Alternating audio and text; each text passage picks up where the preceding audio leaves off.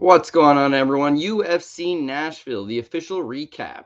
Figured it was going to be a night of the underdogs. Didn't quite get all the underdogs I was anticipating, but still a bunch came through all the same. Parlays, we knew that was going to be a little bit dicey. Straight picks, a little bit better. Props, yeah, not so good. But it was a really fun card. So, of course, when you're going to these markets, it's a live crowd. It's in Nashville. There's 17,000 people there.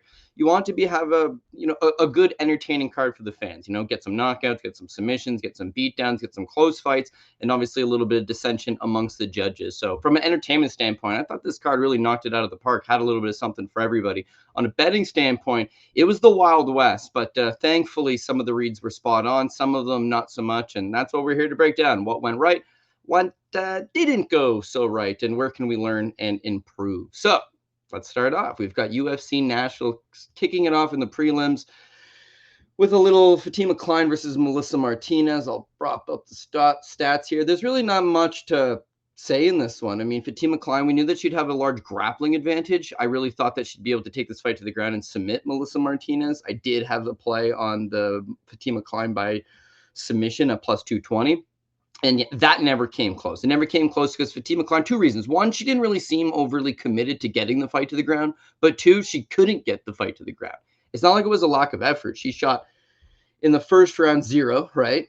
Overall 2 takedowns, didn't even get close to either of them, and then just resulted in going with the striking. It was apparent right from the get-go that even though Fatima Kline was a superior grappler, she's just a lot bigger than Melissa Martinez. Martinez, kickboxing base. Of course, her brother also fights in the UFC. She had good footwork. She was able to move laterally quite well. I think that was part of the reason why Fatima Kline didn't really pursue the takedowns, was that constant movement from Melissa Martinez. But Kline was just too big, and so she's throwing the left hands down the pipe, a lot of kicks, and that volume just kind of ended up being the story of what was going on. From the round by round, you see first round, Fatima Kline 32-17, pretty well straightforward round for Fatima.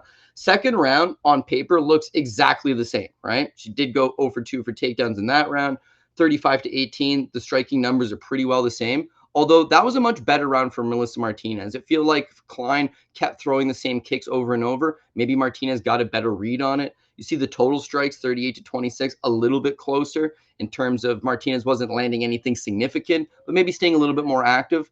100% loses the round, and now she's down in a 2-0 hole. But it looked like she had a better round. And then in the third round, it kind of seems like it's trending in the same direction, right?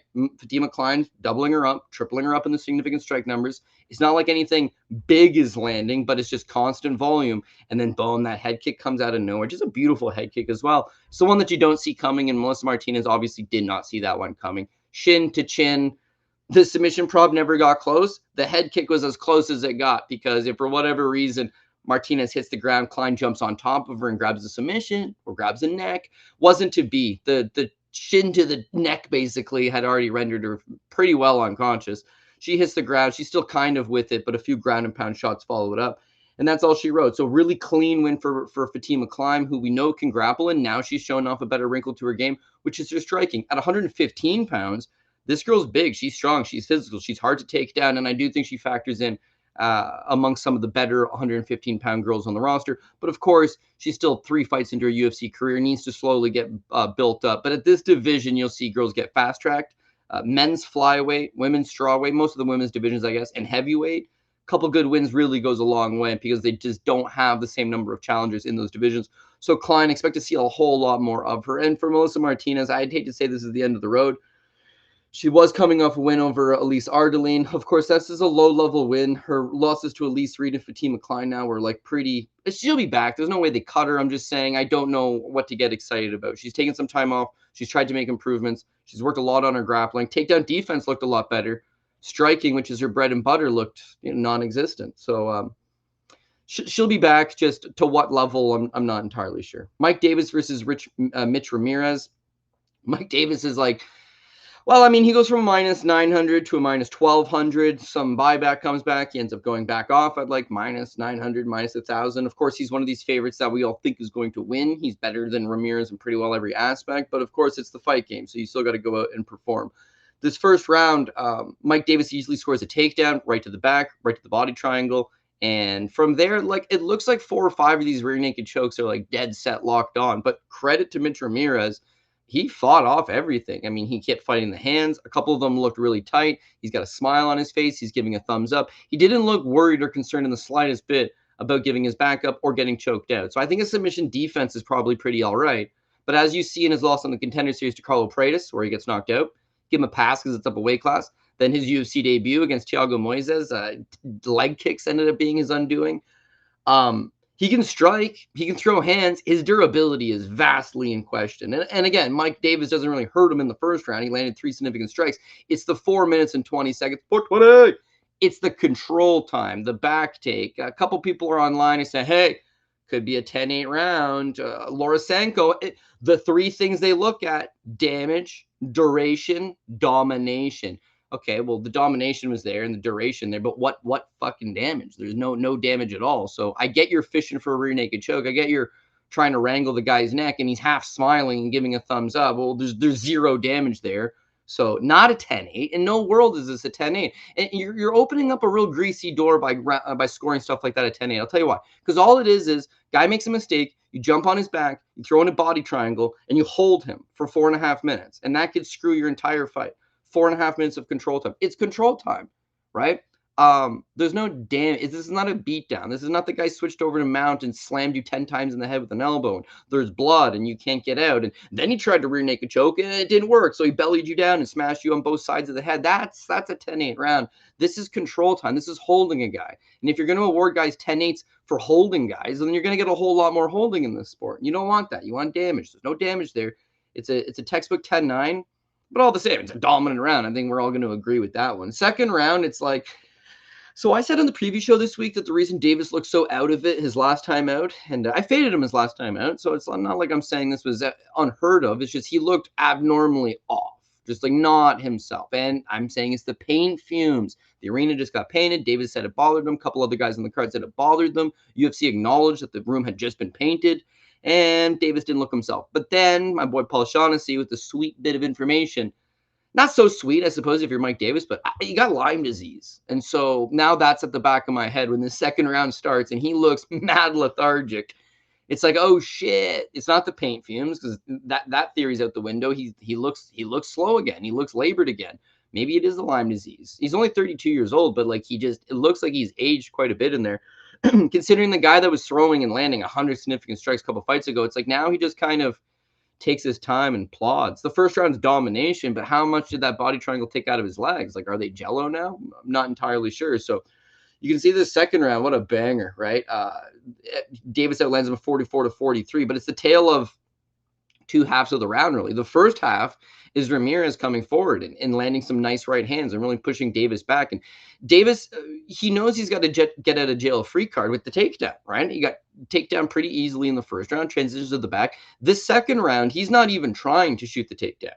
It's like he's just accepted, I don't really want to exert myself. My legs probably are feeling a little bit of the strain, and shooting a takedown here, if I don't get it, now I'm exerting even more energy. He just decided to like play possum, which is let Ramirez get some shots off, roll with a few of them, not take any real big damage. A couple right hands did land, but when he would return fire, those were the damaging blows. I mean, everything he landed on Ramirez seemed to have some impact. He kept leading with a left hook to the body, right hand over the top. Once he realized the combination was working, he kept digging to it. And then for Ramirez, it's like he did get hurt to the body. Now he's backpedaling. Now he's trying to shell up, and then Davis just started unloading on him. So some really, really, really nice shots. Just a nice body of work. And then afterwards, he says, oh, that's the Mike Davis you guys all want to see. And this was the real game plan. I was going to knock this guy out. And I train with Customato, and same school of Mike Tyson. And people want to see me throw hands. And like that's all well and good. And it was a super entertaining fight. Don't get me wrong. Well, super entertaining second round. Don't get me wrong. But it's like he still looks slow, and you're fighting Mitch Ramirez, who's got to be the bottom-ranked guy on the entire roster. So, like, yeah, standing in the pocket with him and letting him hit you 43 times out of 93 thrown, you're getting outworked. You're getting not outlanded, but it's pretty close. And then you topple him over. Well, that's well and great. You're talking about fighting top 15 guys now. You're talking about fighting some of the better guys in the division now. This game plan of waiting for the guy to tire out because he's no good and playing possum with him, then knocking him out, like that ain't going to work long term. Mike Davis, to me, when you would watch him a few years ago, he's very fast, he's athletic, he's got an excellent grappling game, and the guy's cardio is deep and he can throw in combination. What I saw there was he's not throwing in well, he was throwing 2 and 3s.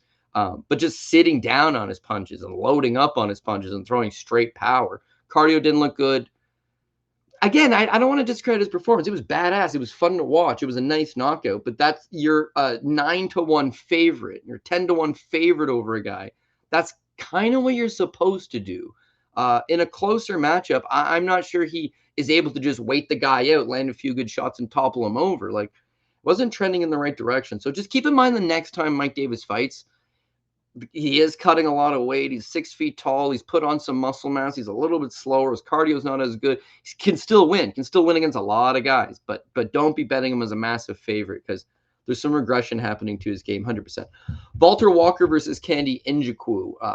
This was good times. Valter Walker, I mean, he's really starting to build up a little reputation. They call him the clean monster, but those leg locks, I mean, he's a leg lock beast. And the crazy thing is when you watch him before he comes to the UFC, he's got a rear naked choke win, and then we got a decision and a decision and a decision and a decision and some ground and pound, some TKOs. And Alex Nicholson, he couldn't even submit, loses to Lucas Berszewski, and now he's got 3 straight heel hooks, and those are the only heel hooks he's gotten in his career. 3 in a row. Like Husma Pahara, as we all know about him, he just jumped on that shit all the time. That was kind of his thing. When you watch jiu-jitsu, competitive jiu-jitsu, it's not fun to watch anymore. It's all leg locks. They just drop on the leg lock. If you want to out-grapple somebody, it seems like leg locks are the way to go. But in MMA, of course, because the guy can just curl into you and punch you in the face, it doesn't seem to work as well. Walker's figured out a way to make it work. I mean, he's a big guy. He's nearly 250 pounds. He's 6'6". And when he jumps on that leg and starts torquing it, maybe you don't have enough time to just peel into him and start punching him in the face. Leg locks are super dangerous. And I'll admit, Junior Tafa, I think, is an absolute bum. Dante Mays is an absolute bum. Kenji Ku, I wouldn't say Kennedy is a bum, but Kennedy's not really a heavyweight. So this is working, and it's working nice. And it's fun to watch. He's the leg collector. He comes out with the little ankles dangling over the neck. He got the necklace. He's going to have a fun persona, a fun character, similar to his brother Johnny, knows how to kind of play up the theatrics a little bit. But long term, I don't see it working long term. You can't be giving up position routinely by jumping on these leg locks. And against Tafa, he waited until the 10-second clapper went. And then he's like, well, I got nothing to lose. I'll jump on the leg. And he submits Tafa. Well, that's no big deal. Tafa's no good. But he waited until the end. The Dante Mays fight, he's on top. He drops back for the heel hook. If Mays is a good grappler, which he's not, and he's able to now get on top of you, you've given up top position for the leg. But it works. What does Cody know? It works. This Candy thing was the exact same. He started off the fight by landing some nice right hands, backing Candy up. One thing about Candy Njokuani is, like, as much as the guy is a specimen and he's long and he, seems like he could have some potential, I'm not sold on his durability. Justin Jacoby obviously knocked him out, but, it's in less than 90 seconds. Dawoong Jung with that elbow over the top in 3 minutes. You've seen him get rocked a couple times here and there. When Walker just blitzed him and started landing those shots, it's like you can see Kennedy's big, he's tall, he stands upright, and he can't take a good shot. The smart thing for Walker is that he didn't just get caught in this situation where it's like, I've got him hurt, I'm just going to keep slugging. He threw those hands until Kennedy stood upright to defend himself, protect his head, and then he dropped under, got the takedown. Gets the takedown, tries to transition to the back. He's holding him from the back position, doesn't try to put a hook in, doesn't try to drag him back down. He just drops for the goddamn leg lock. Now it works, and he wins, and he cashes for us as an underdog pick. Paul Shaughnessy had the by submission prop as well, which was a ludicrous price considering he made it pretty clear what his game plan was coming in. I didn't think it was going to happen that easy. The point being is that he drops on the leg lock a third time. It works. It's working against lower level heavyweights, but now it's in your head where it's like, that's my thing. I'm the leg lock guy. So your game plan is leg locking. Your opponents know the game plan is leg locking. Yeah, he might throw some hands to close the distance, but ultimately, first opportunity he gets, he's going to shoot a takedown. And then once he gets these takedowns or he gets close to these takedowns, he's going to roll for the leg. So he starts to become a little more predictable, and I just don't think it's going to work forever. I'm happy to hit this underdog win. I'm happy that Walker made it look easy, and I like the guy. But you're not just going to be a heel hook your way to victory every single time. It's not going to happen. I worked with a young fighter named Jonathan Haled, and his coach is a Japanese jiu-jitsu black belt, but I'd worked with Carlos Newton back in the day, and has a couple tricks up his sleeve. The biggest trick he has up his sleeve is his leg locks. He's always about these leg locks. And so the kid fights and he takes on a nobody and he just draws back on the leg and he submits him right away. I talked to his coach afterwards and he says, Cody, I truly believe that this kid's going to go to the UFC and he may win his first 10 fights, just like you saw him tonight, leg locking a guy in a minute without taking any damage. That's what this kid brings to the table. We want a title fight because we're moving him pro. Give us a best amateur you can in a title fight, and then we're moving this kid pro, and he'll be in the UFC within a couple of years, and he's just going to leg lock everybody. So I book him against a good amateur. This kid never gets close to a takedown. He can't strike because he's just a leg lock guy. He proceeds to get the absolute brakes beaten off him for 5 rounds. It doesn't get finished, shows some heart. The leg locks obviously weren't a suitable path to victory. And then I talked to the kid like a month ago. It's like, you still training? He's like, no, I started working for my dad and I took the summer off. And I talked to his coach and he doesn't see him anymore. It's like that coach had put it in his head that you can just flop back on leg lock. You're going to make the UFC and win your first 10 fights in the UFC just by falling back on these leg locks. Like, they have to be well-rounded. What if this doesn't work? What's the next thing? Valter Walker showed you he can strike a little bit and he can wrestle a little bit. And up until these heel hooks, he was mostly holding guys down, stapling them down, chasing some rear naked chokes or chasing some ground and pound. He's not doing that at all anyway. He's not holding you down. He's not ground and pounding you. He's flopping on this goddamn leg lock. So, yeah, it worked. It'll continue to work depending on how they book him. But at some point, if he's the underdog, which he was on Saturday, boom, we're in on this. 50-50. Might fall on the leg. If they tell you he's a 3-1 favorite over somebody, you need to be aware about that. Eduarda Moura versus Lauren Murphy. Again, Lauren's tough. Eduarda's just a lot younger and a little more physical at this point. Lauren gave her a go in the sense that she took a round off of her. She got a couple takedowns. She was largely able to, get back up, I guess, when Moura took her down. But yeah, it was just pretty straightforward. It was almost like Lauren Murphy was just taking on Lauren Murphy from 5 years ago. Girl's just a little bit stronger, a little more physical. They exchanged takedowns. I thought this one was pretty straightforward. The third round, Lauren Murphy, I thought, had her best round. She landed some decent enough shots. She got a takedown. I don't know. I wouldn't say close or competitive, but it was like, a back and forth good fight. For Moura, I don't think her ceiling's super high in the sense that, Lauren Murphy hadn't fought in 2.5 years. She's in her 40s. She announces pre-fight that she's going to retire. Like, you would think that Moura would have, putting her away is a bit of a stretch. It's hard to put away Lauren Murphy. But again, maybe you go out there and have a little more of a definitive performance, or maybe land some better shots, or maybe just really outwork her, maybe take a 30-27. But the bottom line is she's down 0-2. Murphy lost the first 2 rounds. And then the third round, she grabs this guillotine choke that it looks super tight. The scramble, they get back up. She switches it to a standing guillotine choke, and it looks super tight. Moura survived. Moura dropped the third round, eventually wins the decision. But if that's a level that you're operating with against I don't want to say old or over the hill or has been, like, I got all the respect in the world for Lauren Murphy. So it's still a tough test. Like, you're a 7-1 favorite. You're much younger than her. You're not the future of the division, but someone that they're going to continue to book into these bigger roles. And Lauren Murphy's just, hey, one last off in Nashville, have a good time. Damn near choked you out, took a round off you. So I didn't think Eduarda Moura looked really all that good at all. Anyways, Jake Matthews versus Chidi and Njokuani. Boom! I got this one wrong. I got this one wrong badly. Not as badly as Kattar, which we'll talk about later. But the thing with the way that this one went is Jake Matthews beats him. Jake Matthews makes it look easy. Jake Matthews is the better man. Especially if you got him earlier in the week at underdog money, very solid play, sharp stuff.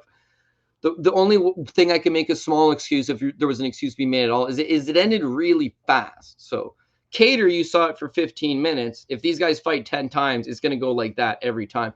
This one, not so much. It's like Chidi made one small mistake. They go into the clinch, briefly gets knocked off balance, and then credit to Matthews. He jumps on his back. He grabs the choke right away. He's fresh. He's strong. He's a Brazilian Jiu-Jitsu black belt. And whereas I did criticize him on the previous show this week for just really not taking these fights to the ground. He doesn't shoot takedowns. There's a number of fights where he's just complacent and standing with his opponent. I don't know necessarily that he had in his mind, I'm going to take Chidi down right off the bat. It's that he took what was presented to him. Chidi's throwing some strikes. I'm going to close the distance. We're in this clinch position. I'm taking the takedown. Oh, look, he's trying to base to get back up. I can take the back. Oh, look, his neck's exposed because he's trying to break the hooks. Take the neck, and then he just squeezed with all might. Very, very, very nice, solid win for Jake Matthews. All I'm saying is if they run it back 10 times, I'm not, Chidi's going to kick his ass those other times. No, I'm not saying that at all. I'm just, this one ended really fast. So if they fought 10 times, it wouldn't end this quick every time. Maybe Chidi keeps his distance. Maybe there's more striking. Maybe Matthews doesn't grab that choke a minute in. Maybe there's just other scenarios that play out. But on Saturday night, one scenario played out, and that was Jake Matthews making it look really easy. So if you watch the show at all, you watch it consistently, Jake Matthews is one of these guys that has always had a large amount of potential, just never realizes that potential. I mean, they throw him up there and he steps up and he generally struggles against guys that are no longer on the roster. He looks really good. He's now 30 years old, but I think he's putting it all together. And that was the question coming into this one was, has he turned the corner? Beats Phil Rowe. Okay, nice looking win, but it's not the end all be all. Beats Francisco Prado. Really not a bad win, but these guys aren't ranked. Chidi's not necessarily ranked, but now you're seeing a step up. And for him to get his first submission since 2023, submitting Darius Flowers doesn't mean nothing. Who else has he submitted? Shinzo Anzai, that doesn't mean anything. Submitting Chidi is a nice win. And again, at 30, he's now fought in the UFC for 11 years. He's been under the banner, right? He's been fighting consistently some good guys. Again, the ones he loses are usually the steps up, but there's no denying that he can grapple and doesn't wrestle, which I'd love to see him do more, but he just did. His dad is a longtime striking coach, and his striking's starting to look better. And maybe Jake Matthews really has turned the corner. So interesting who they'll see him, or who they'll book him with next, just because, of course, you want to make these challenges tougher and tougher. It seems like he's rising to the occasion.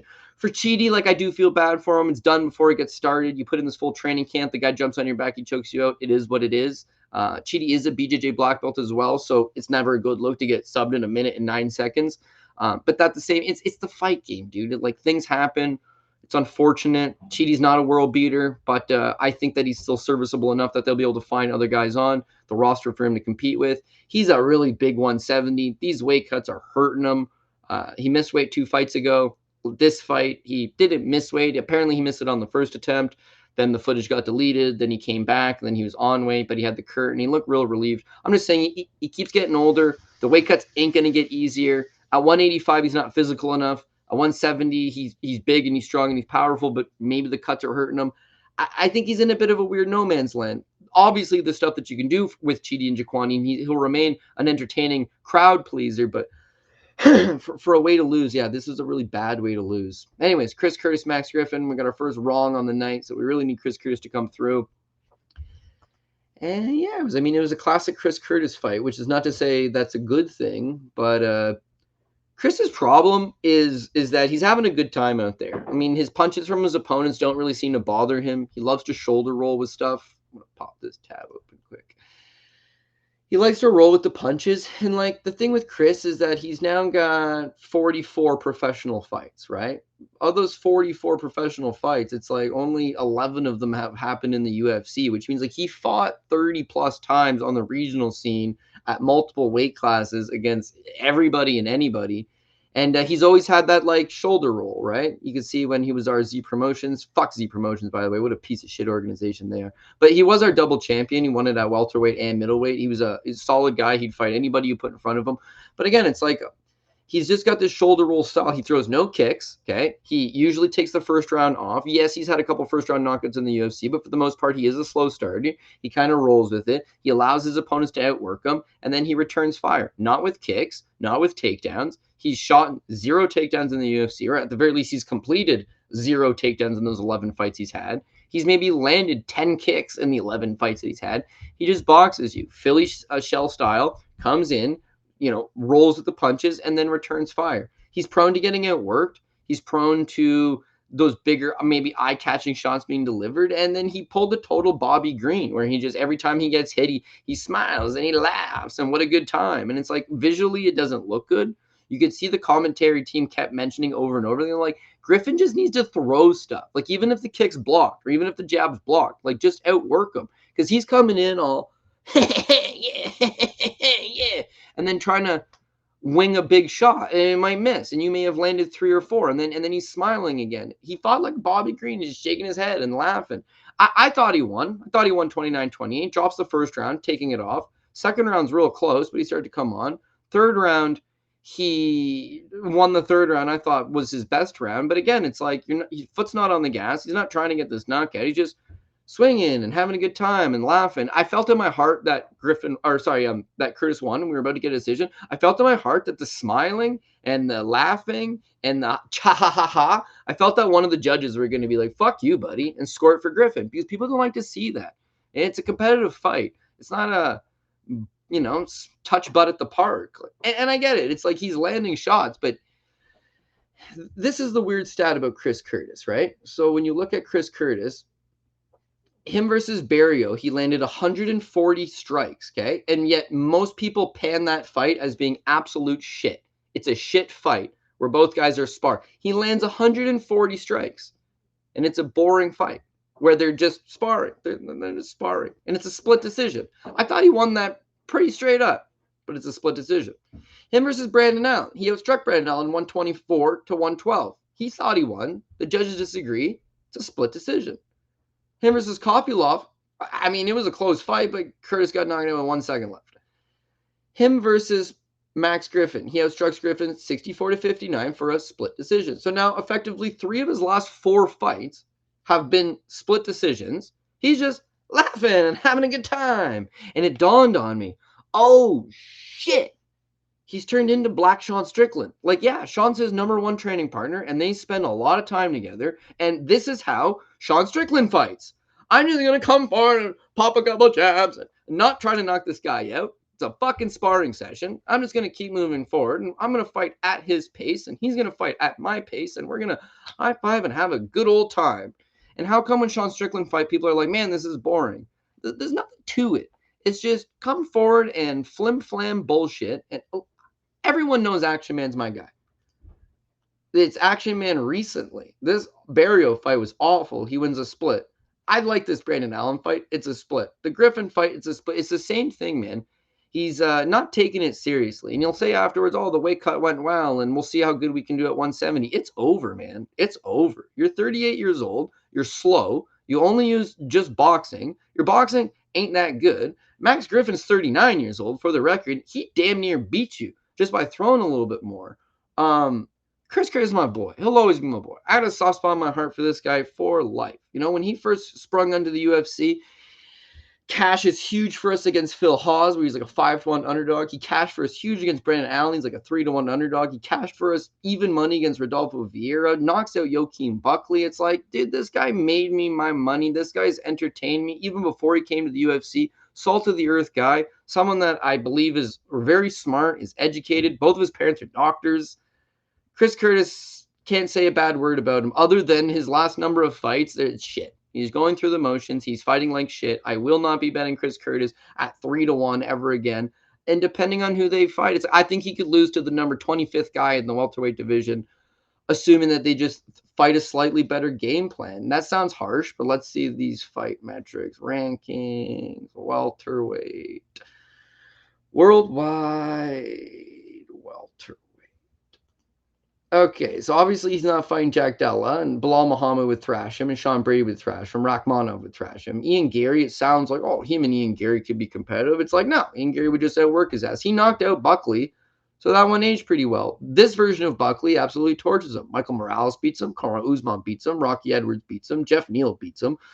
Wonder Boy, well, we'll talk about him in a minute. Yeah, Wonder Boy beats him. Okay, you know, he could be competitive with Randy Brown. Definitely not against Colby. Probably not against Luque. Bonfim's trash. Kevin Holland, I think, slaps him silly. Burns probably beats him. Paredes definitely beats him. Carlos Leal beats him. Jake Matthews beats him. D-Rod, okay, that's the way to go. Because Fakrdinov probably beats him, and Brian Battle will be real competitive. Yeah, so maybe Daniel Rodriguez versus Chris Curtis. He could fight the 21st best guy in the division. Maybe that would be competitive. Outside of that, you're going to see him go to decision a lot because he's very durable. I just thought it was some flim-flam bullshit. I know that sounds really harsh. That's my piece on it, but flim-flam bullshit. Junior Tafa versus Tuco Tokkos. Paul and I talk a lot of time about if these guys were to fight 10 times. And of course, they're never going to fight 10 times. It's all about that one spot. But it doesn't mean that there's not different outcomes that could, in theory, happen. When you watch this Tuco Tokkos versus Junior Tafa fight, yeah, we hit the underdog pick on Tokkos. This could have gone the other way very, very quickly. if they fight 10 times, Tokkos probably gets knocked out in half of those situations.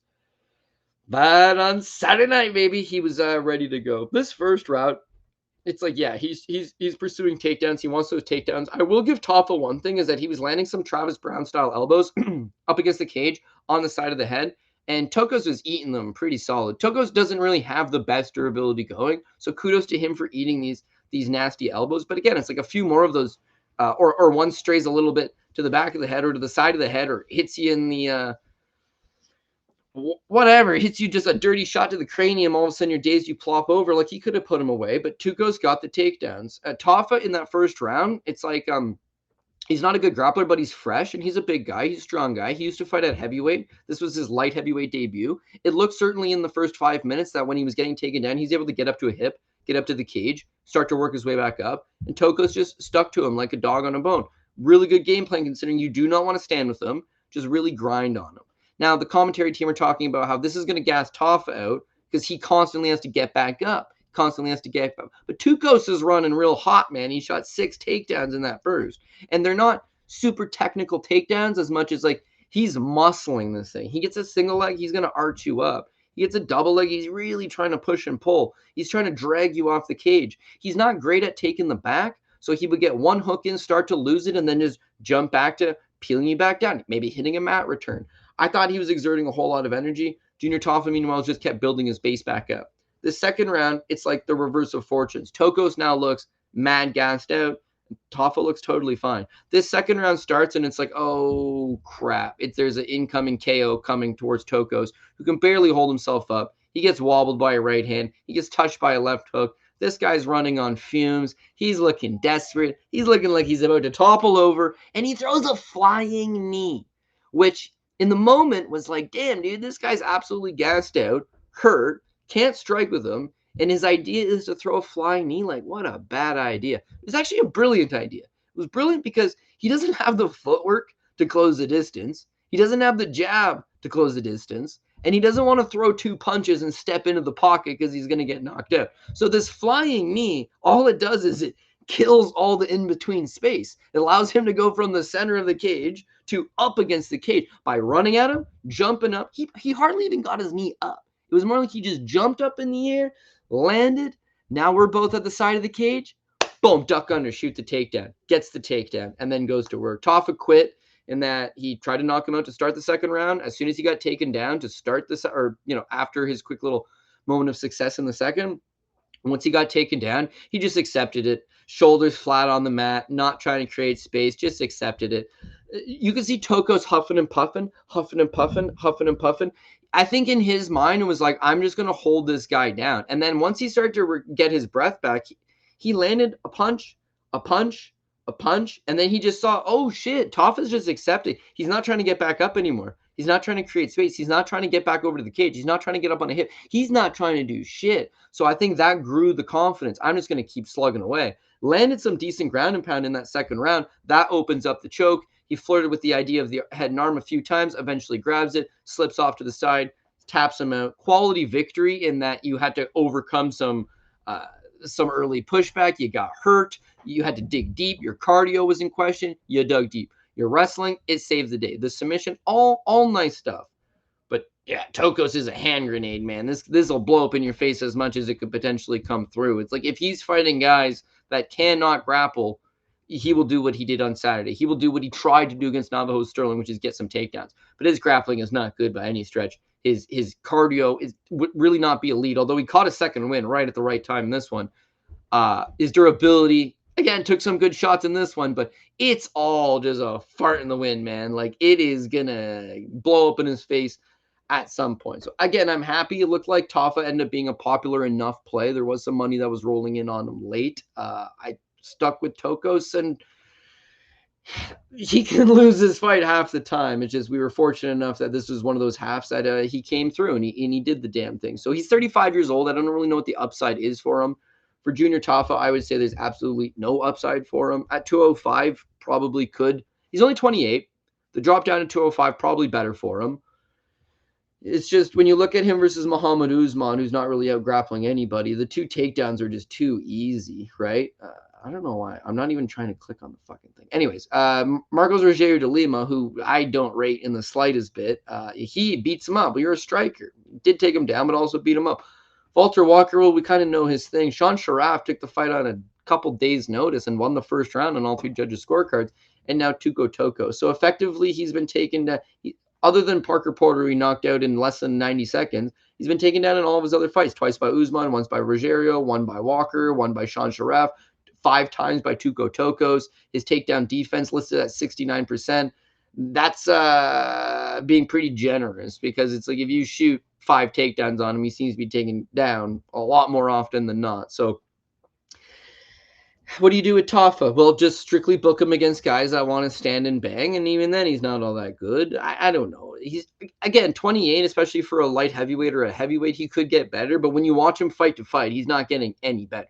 And you could say, well, world-class kickboxer. No, not a world-class kickboxer. Fought a few world-class kickboxers back in the day in glory and almost always lost those fights. So small gloves, maybe he's going to be a little bit better, but when I watch him, I don't think elite in everything. And the fact that he's making 0 improvements fight to fight would really not bode well for his long-term potential. And his brother, Justin Tafa, is really no better at all. So there really is no good Tafa brother. Anyways, Vitor Petrino versus Austen Lane.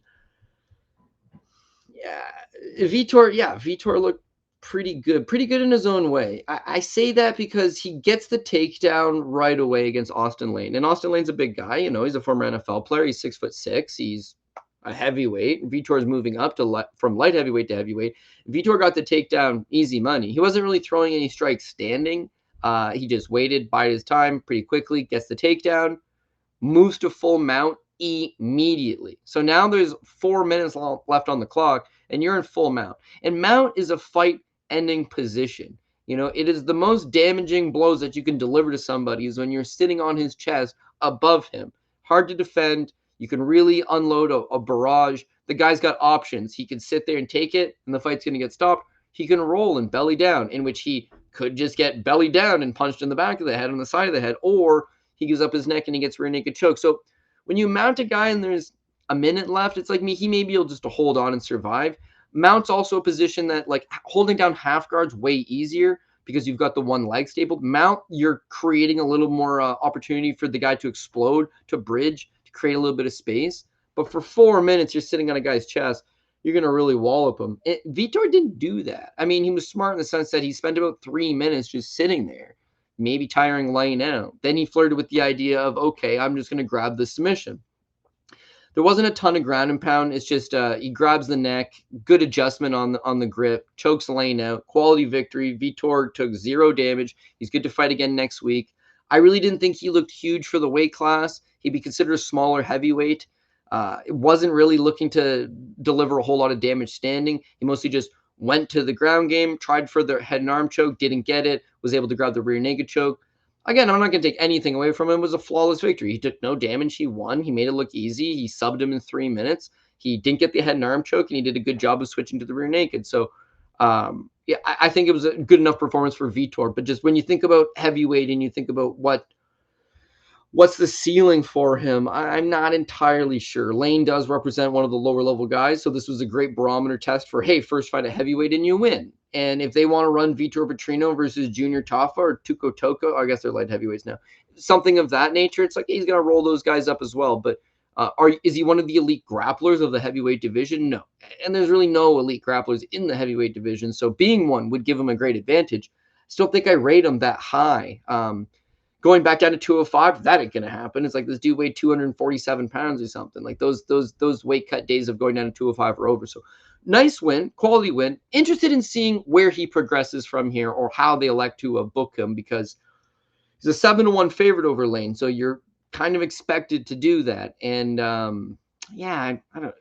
You can't say this is a bad performance. He smoked him, but I don't know how much more we know about him in his journey as a heavyweight. Nate Landwehr versus Morgan Charriere. Unbelievable fight. Fight of the night. Just really heartbreaking the way it finished off. Nate the Train Landwehr is a slow starter. He's always been a bit of a slow starter. We'll check out, share this tab. Go bam. Nate the Train. Nate the Train, similar to Chris Curtis, always going to have a soft spot in my heart for him. Betting him is becoming increasingly more difficult because at 37 years old, and Chris Curtis about to turn 38 next week, they're not the same guys they used to be. And they spent a lot of time doing badass stuff, just like this. Goes to Russia, right? M1 challenge, Mikhail Korobov, and he TKOs him in the second round. Tough first round, TKOs him in the second. Victor Kolesnik, right? He was 13-1. Nate had a slow first round, comes back like a man on a mission, puts a beating on him, squeezes out this split. He gets Khamzat Dalgiev, 10-1 at the time. Tough first round, takes him out in the second. Andrei Lesniev, 21-8 at the time, defends his M1 challenge title. It's a tough first round. Nate puts him away by the third. Victor Kolesnik in a rematch to defend the title again. And then since he's been in the UFC, think about it, he spent 2 years in Russia, took out Korobov, Kolesnik, Dalgiev, Lanziev. Kolesnik another time, comes to the UFC and Herbert Burns knocked him out. Julian Erosa knocked him out. His durability's not there anymore. He was always a slow starter guy. He takes off the first round, then he gets going.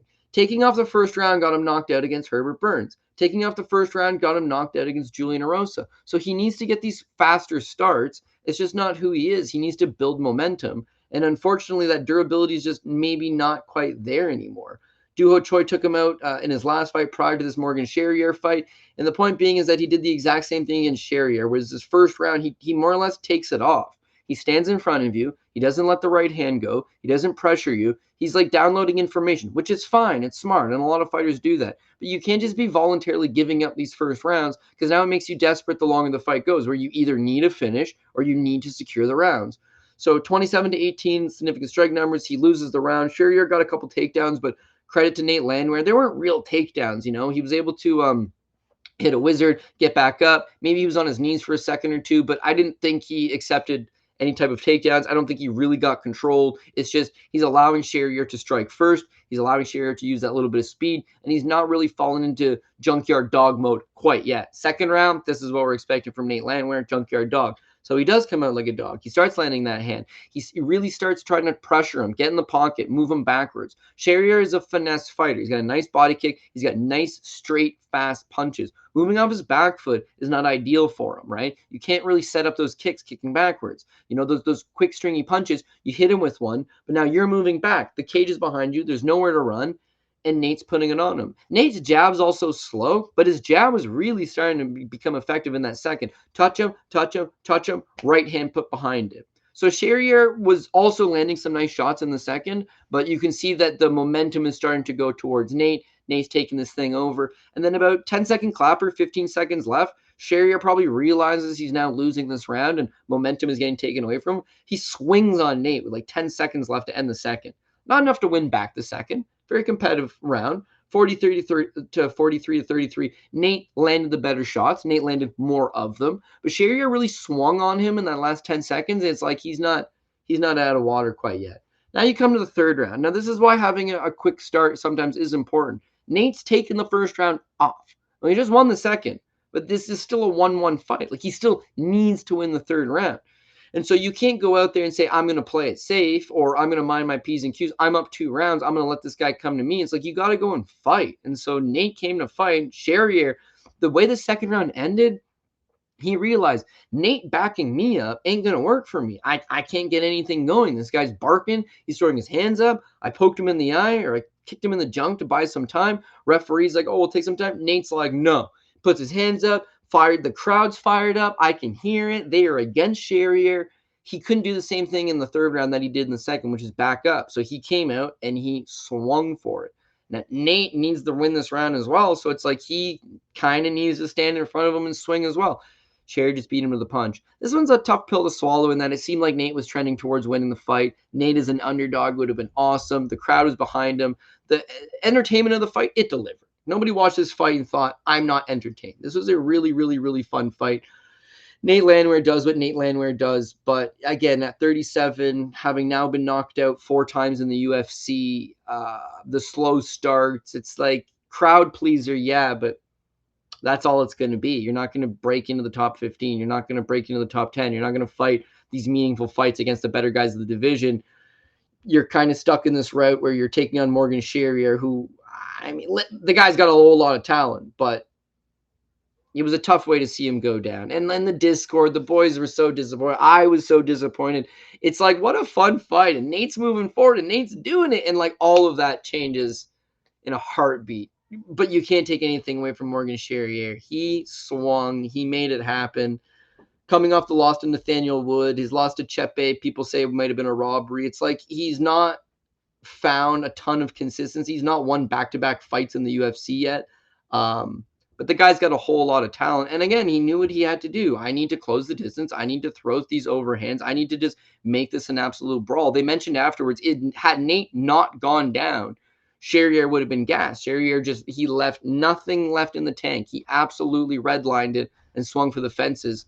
And it worked. You got to have appreciation for that. A guy realizes he's losing and says, I need to do something about it. Do or die. And that leads me to this next fight, Calvin Kattar versus Steve Garcia. This is the egg on my face for the entire card. I thought Calvin Kattar would win. I had some faith in Calvin Kattar. I thought, considering it's like, who are the other big favorites? Oh, Talison Teixeira is a big favorite. I do not like him. Gabriel Bonfim was a big favorite. I was not willing to bet that man.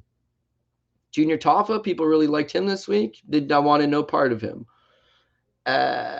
Njokuani, he was a 2-1 favorite. So a lot of the favorites I didn't agree with. I was going dog hunting this week. And it's not like I wanted Calvin Kattar at the top, just in comparison to who are the guys that should win these fights. Who are the favorites? Who are the guys that the public's on? They were all 2-1 favorites that didn't look all that good. So I ended up falling into the trap and taking Calvin Kattar.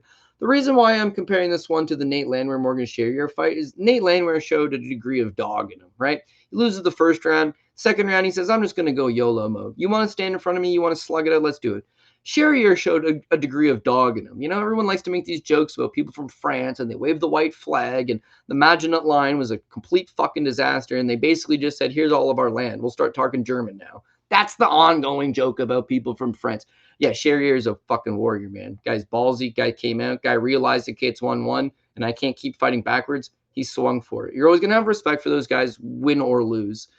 Calvin Kattar got a guy that was willing to stand in front of him, that was willing to throw down. Calvin Kattar didn't do a fucking thing. Now, I don't want to say, oh, it's Calvin's fault, or it's this fault, it's that fault. It could be anything. Who knows? He could have been sick, or he could have been... I don't know. He looked washed. He looked like he's 37 years old. He didn't really want to be there. He didn't really want to get hit. He didn't really want to do any hitting. You could blame it on me for picking him. You could blame it on Calvin for not pulling the trigger. You could blame it on Faraz Zahabi for coming up with these stupid-ass game plans where it's like, just stay technical. Stay technical. It's like you're getting it worked pretty badly, man. At what point do you let go? At what point do you start to do something different? No, man. It was just like, keep doing what you're doing, which is absolutely nothing, and be cool with that. The first round, I'm fine with it. You're just trying to download information. And realistically, Steve Garcia fought an excellent game plan. The reason why I wasn't on Steve is I thought he was live or die by his power. Guy's not super durable. Guy, he is big for the weight class. He's not super durable. The weight cuts take a little bit out of him. And he's just been nuking everybody. Okay, he's got natural power in his left hand and his right hand. That's a dangerous thing. Most guys are trying to line you up with that big right hand. This guy hits you on either side. It's going to be a problem. I didn't think Calvin Kattar would get knocked out. I didn't think that if Steve didn't have that big power materialize, he's not going to go to a plan B. He's not going to go to a plan C. He's not going to use superior volume. He's not going to stay tight and technical. He's not going to fight a smart game plan. That's really not who Steve is. Steve did all that stuff. So as much as I'm about to shit on Calvin Kattar, and it is my own fault, Steve made him look bad by fighting such a good game plan. Patient, tons of volume, switching it up. Right hand was powerful, but he just had Calvin look like a deer in headlights. Like he's so petrified of what was about to happen that he was refusing to, let his own offense go. So first round, he triples him up, 22-8. And again, this round, I understand we lost it. I'm not disappointed in Calvin because just like Chris Curtis and just like Nate Landwehr, they all lost the first round. It doesn't mean the fight's over for you. Chris barely won and Nate Landwehr lost, but you can come back and win the second and the third. Having that great first round, it's not the end-all be-all. Calvin is a bit of a slow starter too. Did it against Yusuf Zalal. Okay, you just lost the first round. Now we need to make those adjustments. Second round, 5 significant strikes landed. 5. And this fight never hit the ground once. It was completely stand-up. He landed 5 significant strikes.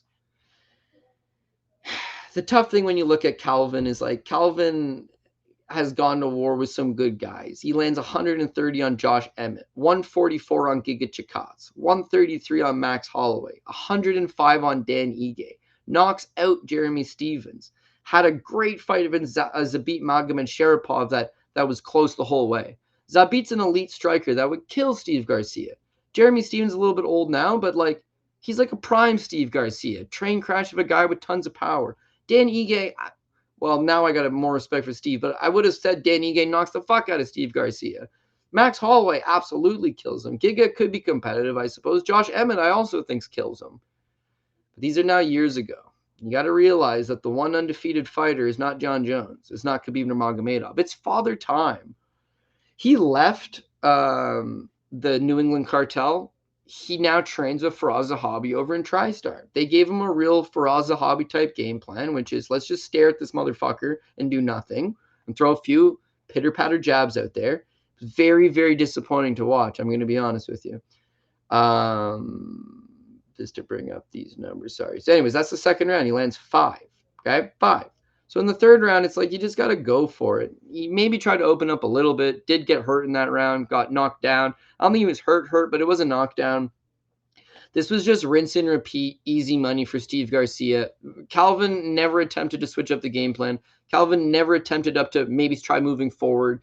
Steve kept jumping in. Calvin is good at intercepting guys with elbows. He's got a bit of I wouldn't say it's a traditional Thai style, but he does have that Muay Thai base. And I think that he's got some nice elbows. He threw a half one, got clipped with something, and was like, no more throwing elbows. I don't want to close the distance. And when you watch the fight, the most frustrating thing about it is Calvin throws 123 significant strikes, right? Is that 21% of them landed. He's 10 feet away from Steve Garcia throwing jabs and straights. Jab straight, jab straight. 10 feet away from the guy. It was like he was petrified to go anywhere near Steve. So Steve's power is obviously legit. He had Calvin second-guessing himself. It was just disappointing.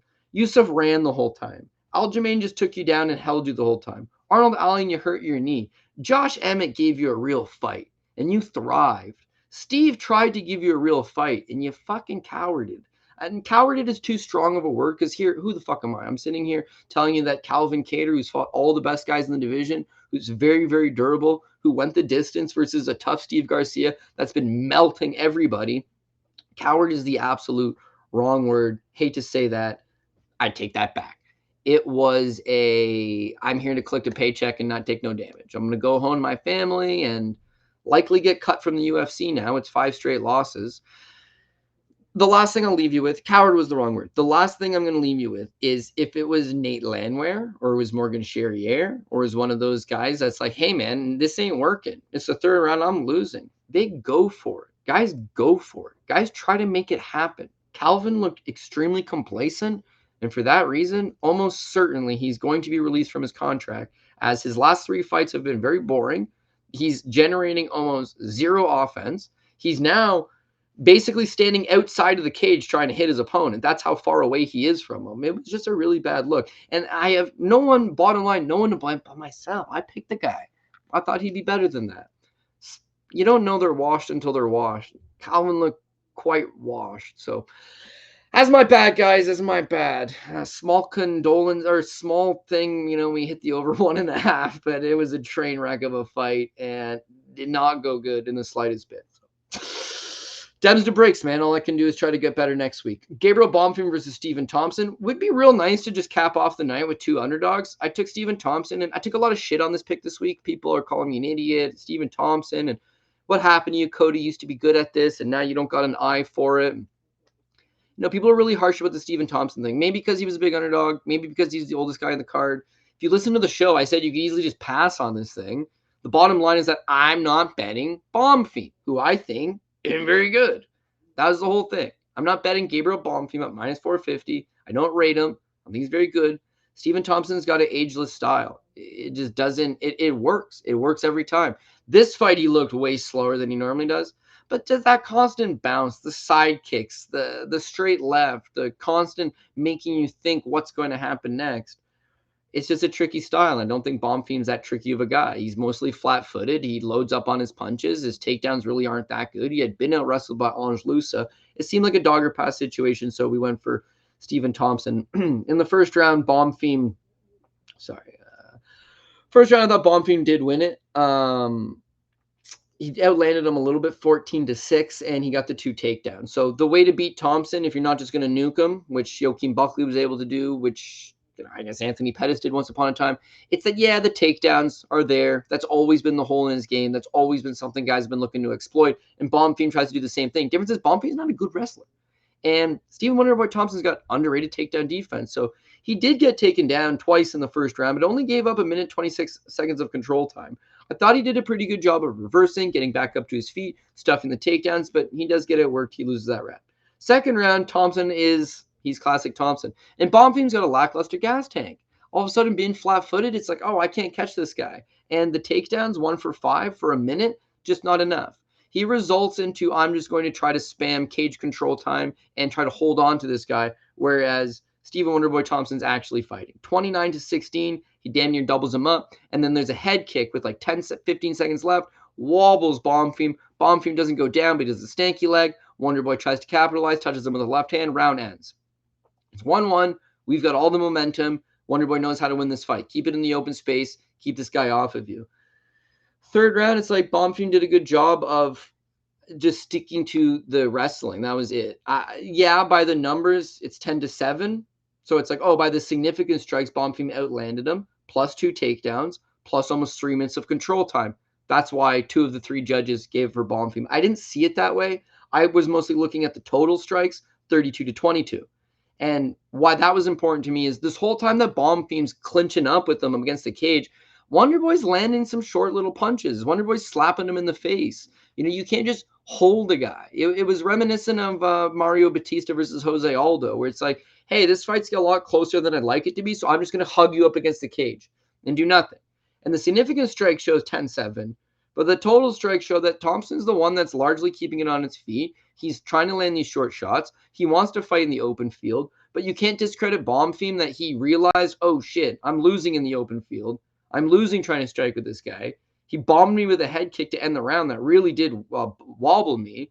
I don't want to do that anymore. So he did a good job of just, what's the winning game plan? We saw Curtis Blades do it against Kuznaev a couple weeks back. It's like, my knee hurts and it's 1-1. I can't stand with this guy. So I'm just going to spam some cage control. It's a winning strategy. It's effective. Blades, though, held him up against the cage and really landed a bunch of short little elbows, short little knees, short little shots altogether. Bonfim didn't. In fact, Bonfim, greasy motherfucker this guy is that in the second round, Wonderboy Thompson, there was a check kick and he splits his shit. And this thing split. It's dirty looking. We've seen fights get stopped before. I think Jack Shore, they stopped his fight. Melvin Manhoff, it happened to him in one championship one time. They stopped his fight. They allowed Thompson to continue. And this dude's holding Thompson up against the ground and he's trying to kick him in the shin. He's trying to like use his heel to smack him in the shin. It's the art of war. But what, really, dude? I don't want to fight this guy. I'm just going to hold him up against the cage and try to kick his shin, which is busted open. And what? Just to open up the cut more and hoping that they stop it? Did you think that he was going to crumple over and be like, oh no, my shin, it's just a laceration on his leg. He don't mind. But no, that was your path. I'm going to hold him up. I'm going to kick a bloody shin. They should have got this one right and gave it to Wonderboy. Wonderboy's oldest guy on the roster. Wonderboy came to fight. Wonderboy outlanded him officially. I guess he didn't. Oh, yeah. 42-40. Total strikes, 78-55. 5 for 14 on takedowns. Yeah, but he held him up against the cage. So it is what it is, man. You're not going to get all these things right. Split decision. It was a close fight. It wasn't like it was a robbery. It wasn't like Stephen Wonderboy Thompson won this fight hands down. I thought he won. Seems like people online, for the most part, felt that he did a good job. And you got to reward the guy that's trying to fight sometimes. You got to reward the guy that's going out there and showing up and showing out. And I'm not going to say, oh, he's 42, you should have given him the nod. But if it's a super, super close fight, this thing can go either way. Round 1's close, round 2's close, round 3. If it's a very, very close fight, close round, one guy made weight, one guy didn't make weight, you need to give the decision to the guy that made weight. If it's a really, really close fight, one guy's 42 years old, the other guy's in his late 20s, give it to the fucking old man, dude. He did his goddamn job. But unfortunately, split decision goes the other way. And that takes us to our main event, Derrick Lewis versus Talison Teixeira.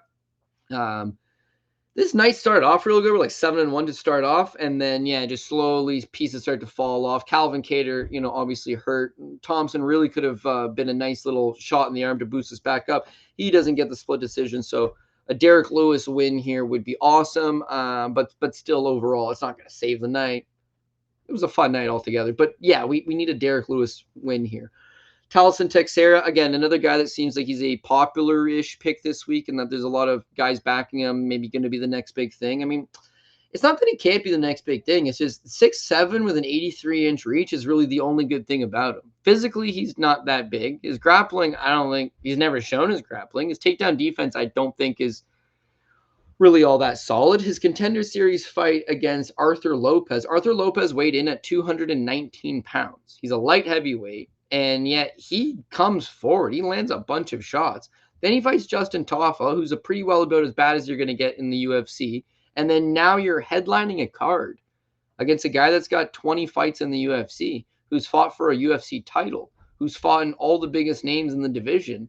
It's a big jump. It's a lot of too much too soon. This kid's only 25, Teixeira is. He could get infinitely better. He could make those improvements. But for right now, he don't fight like a guy with an 83-inch reach. He fights like he's tall, up in the air. He's got power. When you're that big, you got power. And he could have knocked out Lewis just as easily as he got knocked out. But it's punchy-kicky. It's punchy-kicky at heavyweight. It's just a 50-50 fight. It's a dogger pass fight. I'm not saying that Lewis beats him 10 out of 10 times and what an easy win. This fight was kind of weird. It's a 50-50, okay? So you bet it at even money. You bet Lewis at underdog status. If they ran this fight back 2 months from now and Derrick Lewis is a 3-1 favorite or a minus 225 favorite, you probably might take Teixeira. It's a middling heavyweight fight. But here's why anything going to happen. The fight starts, Talison Teixeira nails Derrick Lewis with a right hand to the eye. Lewis is instantly hurt. He cannot see out of his eye. He's looking at Herzog. It's not an eye poke. It's a clean punch. And so for that reason, it's like, man, this is not going to go good. Teixeira sees it. Okay, he's blinking it out. I'm going to step in. As he steps in, this is what separates the Derrick Lewises and the Nate Landwehrs and the Morgan Charrieres from the Calvin Kattars. The motherfucker's hurt. And he's just like, time to bite down on my gum shield and swing.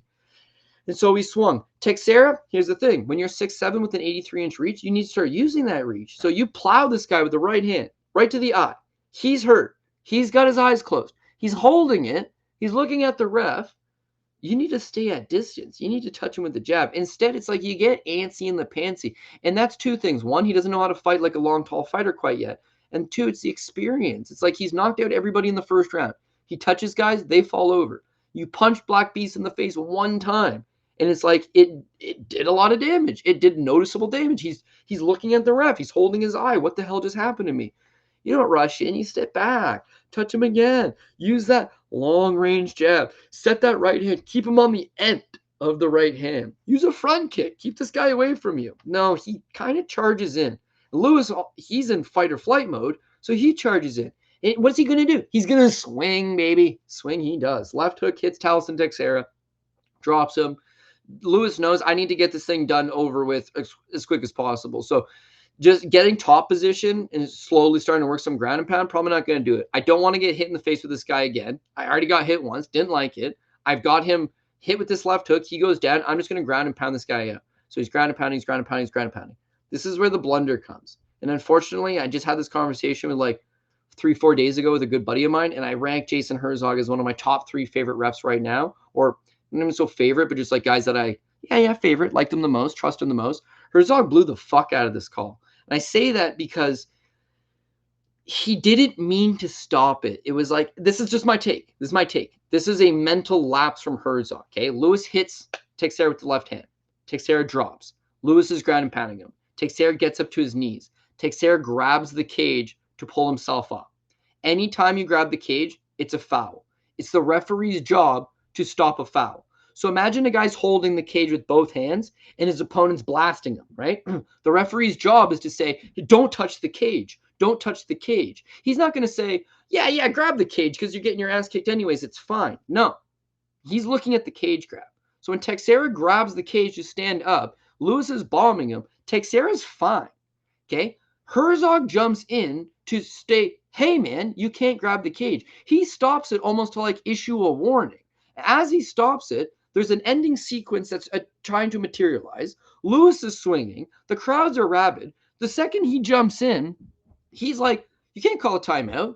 You can't take a point for cage grabbing. You just fucked up the whole sequence. So when he saw the cage grab, he jumped in to essentially address the cage grab. Now Lewis is celebrating. Now it's over. It's over because there's no going back. You can't restart it. How unfair would that be to Lewis to be like, oh, dude, no, the fight's not over. He was grabbing the cage. I just want to issue a warning. Oh, I'm gonna take a point. Now he gets to sit there for 90 seconds or 30 seconds and clears cobwebs, and then do you guys want to start fighting again? No, you can't restart the fight. You can't stop it.